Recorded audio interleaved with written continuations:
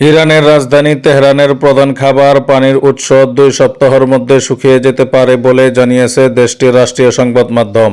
শহরটির পানি সরবরাহকারী সংস্থার পরিচালক বেহজাদ পারসা বলেছেন, শহরের প্রধান জলধার আমির কাবির বাদে বর্তমানে মাত্র 14 মিলিয়ন 1 কোটি 40 লাখ ঘনমিটার পানি রয়েছে।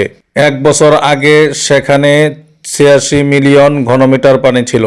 তিনি সতর্ক করে বলেন, বর্তমান স্তরে এটি মাত্র 2 সপ্তাহ তেহরানকে পানি সরবরাহ করতে পারবে।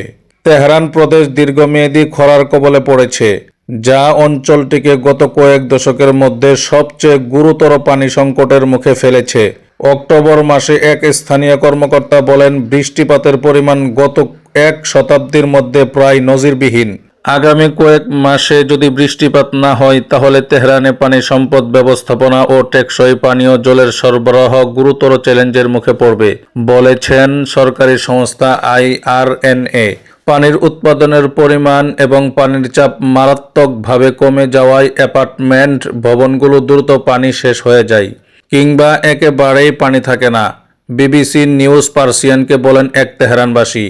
বিদ্যুৎ চলে গেলে ইন্টারনেট এবং লিফটও বন্ধ হয়ে যায়। এই পরিস্থিতিতে অসহনীয় হয়ে ওঠে, বিশেষ করে গরম গ্রীষ্মকালে যখন ব্যাপক বায়ু দূষণ থাকে। আর যদি বাড়িতে ছোট শিশু বা বৃদ্ধ কেউ থাকেন তাহলে পরিস্থিতি আরও খারাপ হয়, কারণ কখনো কখনো তাদের ঘন্টার পর ঘন্টা এই অবস্থায় থাকতে হয়, বলেন ওই নারী, যিনি পরিচয় প্রকাশ করতে চাননি।